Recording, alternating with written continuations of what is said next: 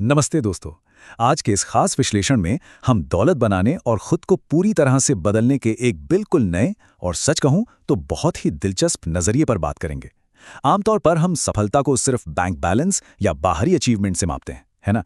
लेकिन आज जिन स्रोतों का हम विश्लेषण कर रहे हैं वो नेपोलियन हिल और उनके द्वारा स्टडी किए गए बेहद सफल लोगों के जीवन से एक गहरा, ऊर्जावान विचार सामने लाते हैं। चलिए बिना किसी देरी के इस कमाल के कॉन्सेप्ट की गहराई में चलते हैं। इस विश्लेषण में हम जिन मुख्य बातों को कवर करने वाले हैं वो आपके लिए एक रोड मैप का काम करेंगे।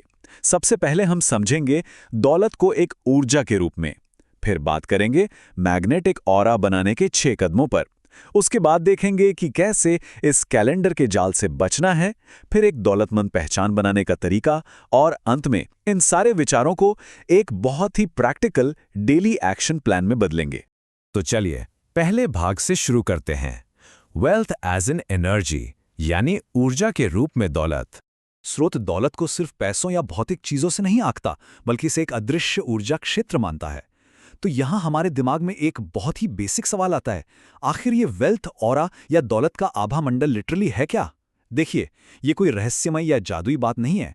स्रोत के अनुसार ये मनोविज्ञान, हमारी ऊर्जा और हमारी बॉडी लैंग्वेज का एक बहुत ही प्रैक्टिकल कॉम्बिनेशन है। और सबसे अच्छी बात यह है कि इसे पूरी तरह से ट्रेन किया जा सकता है। आसान शब्दों में कहें तो वेल्थ ऑरा एक ऐसा चुंबकीय ऊर्जा क्षेत्र है जो हमारे प्रमुख विचारों, भावनाओं और शारीरिक हावभाव से बनता है। स्रोत इसे एक रेडियो स्टेशन के कमाल के उदाहरण से समझाता है। क्वांटम भौतिकी का हवाला देते हुए बताया गया है कि हम सब लगातार ब्रह्मांड में तरंगे या सिग्नल्स ब्रॉडकास्ट कर रहे हैं। थॉमस एडिसन का उदाहरण देते हुए एक बहुत ही गहरी बात कही गई है कि हमारे विचार असल में फ्रीक्वेंसी हैं जो बिल्कुल अपने जैसी ही परिस्थितियों को हमारी ओर खींचते हैं। इसे और अच्छे से समझने के लिए 2 बिल्कुल अलग माइंडसेट्स की तुलना करते हैं। एक तरफ है स्कैरसिटी माइंडसेट, यानी अभाव की मानसिकता, जहां पूरा फोकस बस इसी बात पर होता है कि हमारे पास क्या नहीं है। इसमें बॉडी लैंग्वेज बहुत सिमटी हुई और डरी हुई सी होती है और इंसान बस कुछ मिलने का इंतजार करता रहता है। दूसरी तरफ है अबंडेंस माइंडसेट या प्रचुरता की मानसिकता। यहां फोकस हमेशा नई संभावनाओं पर होता है। ऐसे लोग पूरे आत्मविश्वास के साथ चलते हैं और बिना किसी उम्मीद के दूसरों को देते हैं। स्रोत का दावा है कि यही क्लैरिटी और कॉन्फिडेंस दौलत को चुंबक की तरह अपनी ओर खींचता है।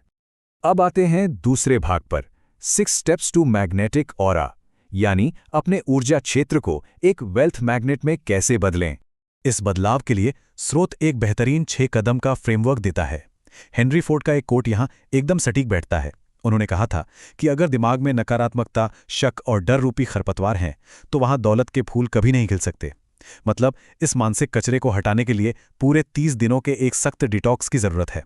इसमें हर तरह की नेगेटिव न्यूज़, गॉसिप्स और दूसरों की शिकायतों से पूरी तरह दूर रहना शामिल है। तो वो 6 कदम आखिर हैं कौन से? पहला, विचारों से सही और सकारात्मक संकेत भेजना। दूसरा, अपने दिमाग के माहौल को पूरी तरह साफ करना। तीसरा कदम एंड्रयू कार्नेगी की सलाह पर आधारित है। दौलत आने से पहले ही उसे महसूस करना और उसे अपनी बॉडी लैंग्वेज में अपना लेना। चौथा, कुछ भी पाने से पहले अपना समय या ज्ञान दूसरों को देना। पांचवां, और यह बहुत जरूरी है, उन एनर्जी वैम्पायर से खुद को बचाना जो हमारी सारी पॉजिटिव एनर्जी चूस लेते हैं। और छठा, इस पूरी प्रोसेस का रोजाना अभ्यास करना। भाग 3, escaping the calendar trap, calendar के इस मायाजाल से बाहर निकलना। हम अक्सर एक बहुत बड़ी गलती करते हैं। हम सोचते हैं कि कुछ भी नया शुरू करने के लिए 1 जनवरी या किसी नए साल का इंतजार करना होगा। स्रोत के मुताबिक ये कैलेंडर ट्रैप सिर्फ एक भ्रम है। असली बदलाव किसी तारीख का मोहताज नहीं होता, बल्कि वो एक शांत, एकांत में लिए गए कड़े फैसले से पैदा होता है। सच तो ये है कि समय में अपने आप में कोई शक्ति नहीं है, जब तक कि हमारा कोई स्पष्ट विचार या फैसला उसे कोई अर्थ ना दे।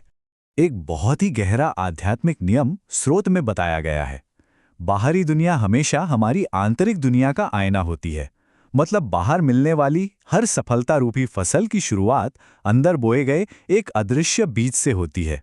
अब्राहम लिंकन का उदाहरण लीजिए। उन्होंने गहरे राष्ट्रीय संकटों के दौरान दुनिया को अपनी जीत दिखने से बहुत पहले ही शांति से अपनी अंदर की दिशा बदल दी थी।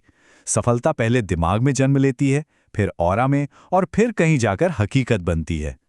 चलिए आगे बढ़ते हैं भाग 4 की ओर, फोर्जिंग अ वेल्दी आइडेंटिटी, एक दौलतमंद पहचान कैसे बनाएं। सिर्फ एक अच्छा ऑरा बनाए रखने और असल में एक नई पहचान गढ़ने के बीच एक बहुत गहरा कनेक्शन है। यहाँ हमारे अवचेतन मन यानी सबकॉन्शियस माइंड का एक नियम काम करता है। स्रोत कहता है कि सिर्फ सफलता की कामना मत कीजिए, बल्कि खुद की पहचान की भाषा बोलिए। मैं सफल होना चाहता हूं कहने के बजाय पूरे दृढ़ निश्चय के साथ कहिए, मैं एक ऐसा इंसान हूं जो उद्देश्य और अनुशासन के साथ काम करता है। ये आपके दिमाग को लिटरली एक स्पष्ट कमांड देने जैसा है। इस नई पहचान को पूरी तरह से फिर से लिखने के लिए स्रोत एक 6 चरण का शानदार अभ्यास बताता है। शुरुआत होती है अपनी पिछली विफलताओं को बिना किसी ड्रामे के एकदम न्यूट्रल होकर देखने से। फिर एक इम्प्रूवमेंट प्लान बनाना, नई पहचान का एक क्लियर विजन लिखना, पक्के लक्ष्य तय करना और एक डेली रूटीन बनाना। और छठा, सबसे दमदार कदम, अगले 30 दिनों तक लगातार अपने इस विजन को जोर से पढ़ना, ताकि हमारा अवचेतन मन इसे अपनी हकीकत मान ले।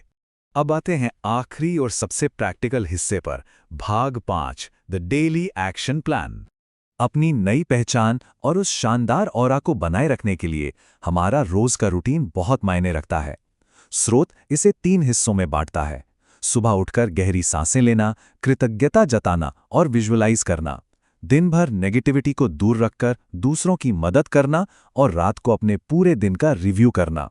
यहाँ एक बहुत ही दिलचस्प ब्रिक प्रिंसिपल या ईंट के सिद्धांत का जिक्र है। सुबह का पहला घंटा उस पहली ईंट की तरह है जो आपके पूरे दिन की और अंततः आपके पूरे साल की दिशा तय कर देता है। अगर भटकाव से बचना है और तुरंत सही ट्रैक पर आना है, तो स्रोत एक 7 डे क्विक स्टार्ट चैलेंज देता है।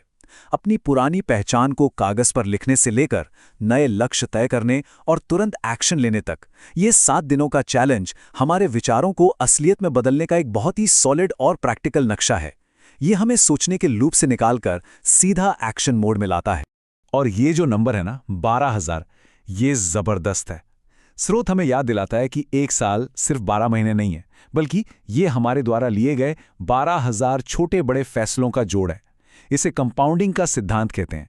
जरा सोचिए, रोजाना 1 घंटा कुछ नया सीखना या महज एक नेगेटिव विचार को बदलना, ऐसे छोटे और सोच समझकर किए गए काम जब 365 दिनों तक जुड़ते हैं, तो ये किसी भी इंसान को पूरी तरह से ट्रांसफॉर्म कर सकते हैं।